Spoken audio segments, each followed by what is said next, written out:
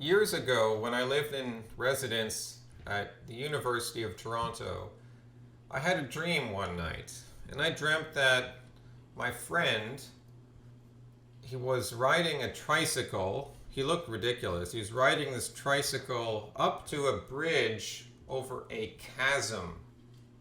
And at the last moment, as he approached the bridge, he made a mistake and swerved to the side and went into the chasm.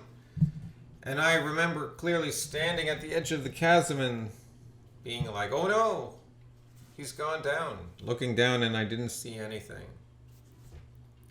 That morning, in reality, after waking up, I was in the dining hall, and my friend, the same friend that had appeared in the dream, he was sitting across the table from me, and he had the newspaper out in front of him.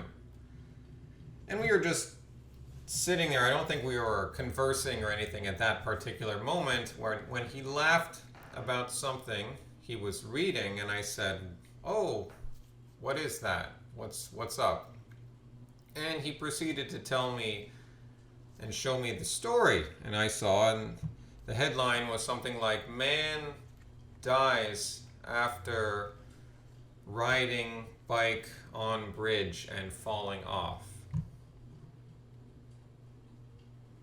Let me try to explain the strange coincidences which I see with the benefit of retrospect, looking back over the last year, and I'm making this video in early August, so looking back into 2019, and roughly the last 12, 15 months, in terms of the things I was reading, in terms of my intellectual life, with our present circumstances in the world, there is something interesting I found about the books I was reading.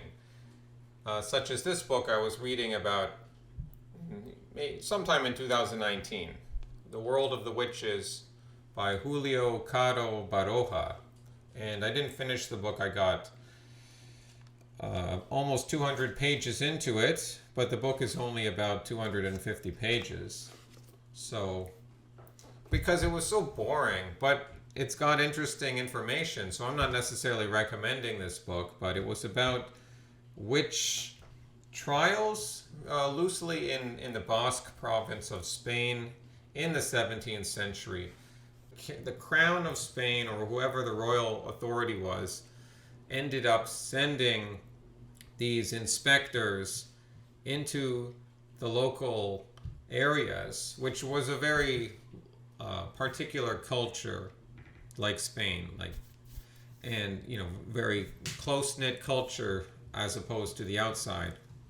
And they would be presiding over these proceedings, these witch trials, which convicted a lot of people. I don't know if they were actually burning a lot of people at the stake. I don't know if this was like a really bloody thing, but because I don't remember too well, but it was it was a big bureaucratic thing, and it was something that a lot of people confessed to, either doing witchcraft or that so and so did this and that, like really absurd things. And I don't discount witchcraft as a whole, but these whole witch trial things in that time in history, that was a little crazy, and there were a lot of absurd things happening, and you could say there was an element of hysteria to it all.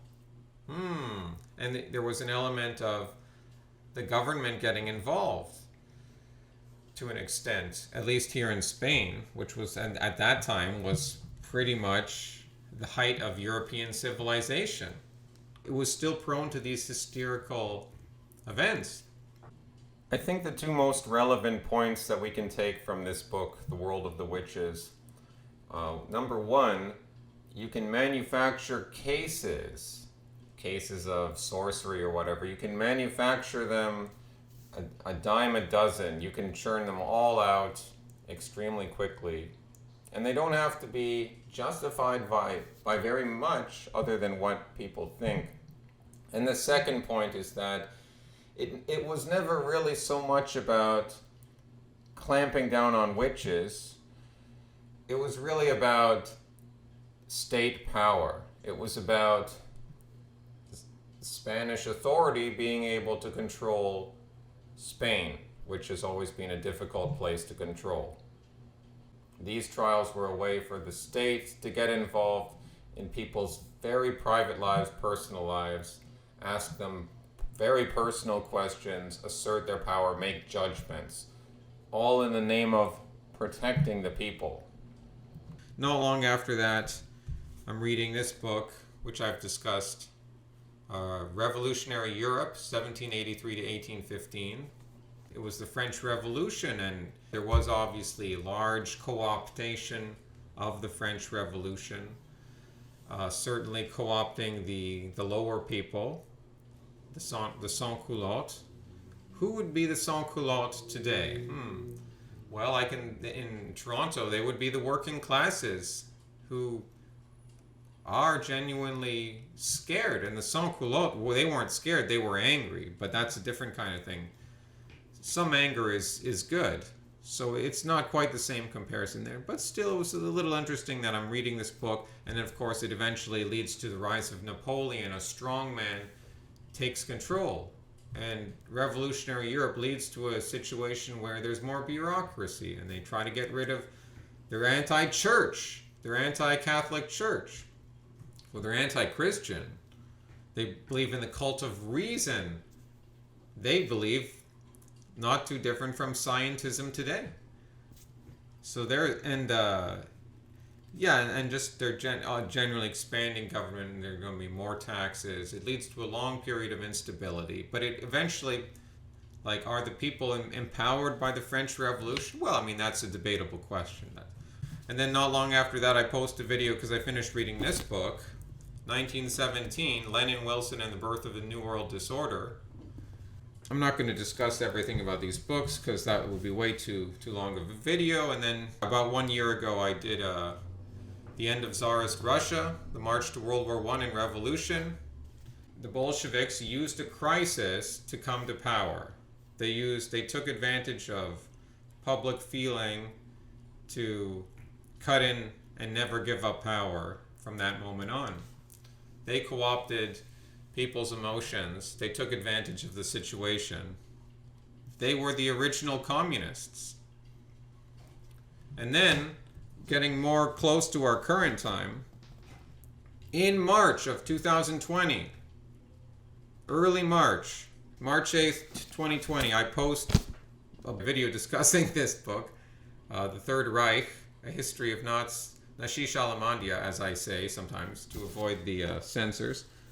Similar to communists in getting into the minds of the population, but also taking advantage of a crisis. I mean, obviously that wasn't the only thing that brought them to power, but I mean the regime, I mean H-Man and his Nashish, what brought them to power. But I mean the Reichstag fire was used to enact draconian measures, emergency measures, and clamp down on real and perceived enemies. And there was an element of hysteria to it all. And then once they get into power, as the 30s go on, they start interfering with family life. First, they're all for raising kids in the beginning, in the family unit in the beginning, but then it becomes more about gearing up for war. And then women, well, you can work in factories, and you can even be a single mother. They're even giving the green light. They're saying, women, German women, you can do that. Be a single mother, and dividing children from their parents, because all the children would be involved in all these youth organizations.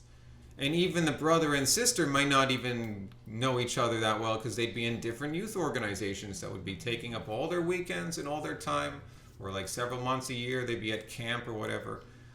Not to say that you can't sometimes have a good outlet for this sort of activity, but they were doing it in a twisted way where children were encouraged to report their parents if their parents said things which were against the regime. So that's no different from communists, and that's no different from some of the things we're seeing today. Not quite at that level, but just wait. And moving against Christianity, that's another, that maybe not as so much like the Soviet Union, but definitely against the tradition of the Catholic Church. I'm just saying it's interesting that I'm reading these books, especially this one, which I prepared a lot of notes on right in March, 2 weeks before this whole lockdown thing blows up. Because, I mean, obviously the lockdown was in the news in other countries, in China or in Italy. Oh, it's Italy, it's different.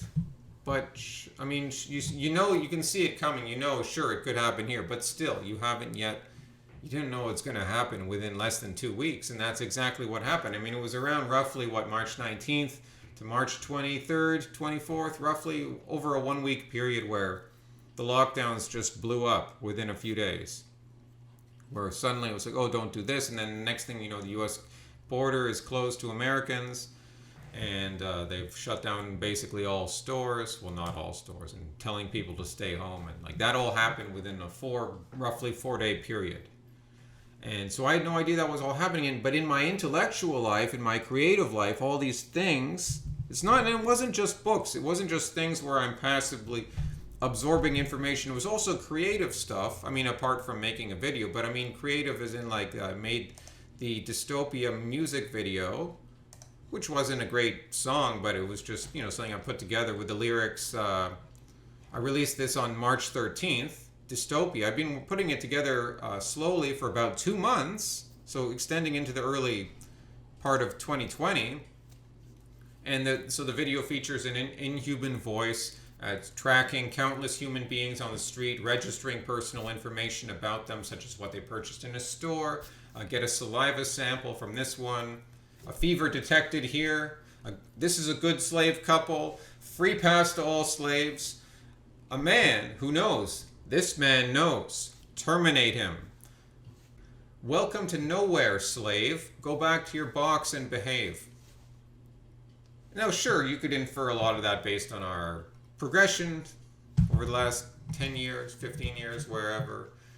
Sure, but it's I didn't mean it. I didn't mean for that to be so literally what we're experiencing right away. I almost wish that would have been more just I'm being needlessly cynical, but actually in a horrible way. That's exactly what ended up happening. Literally, go back to your box and behave, slave. Literally, in your box in the sky, your bug box.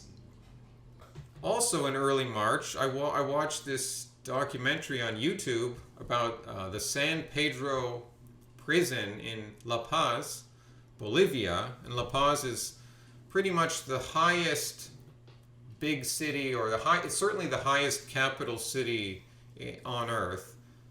Why am I watching a random YouTube video? Well, this was a little different. I hadn't quite seen anything like this in a while, and it really absorbed me and fascinated me, and it was just high quality footage that I was getting used to not seeing anymore on YouTube or on the internet. But this was so fascinating because there's this prison in La Paz where the prisoners run the prison, and it's like a small town, a number of acres of city blocks. They have some courtyards there, but 4 or 5 story buildings. I mean, if you've been to South America, you know how it is with the tiled roofs, and things are kind of densely packed in there, and there's several thousand people living in the small town. I mean, 90% of them are men. But some years back, the Bolivian government was just well, we don't have that much money to administer and run all these prisons, and there's a lot of prisoners, so we're just going to let you guys sort it out, but we'll make sure that we put you inside here, and then you guys will police each other. And naturally, of course, there's a hierarchy that emerged there, and they watch over the rest of the prisoners, and there's people get paid money, people do odd jobs, people do money, and there's even some women that are allowed in there, so it has the appearance of normalcy, but it's completely abnormal. And just watching this, I just had such a sucking feeling. And again, the lockdown had not started yet, but I had this feeling in my stomach that I didn't know what was going to happen. But looking back on it now, it's extremely uncanny and eerie.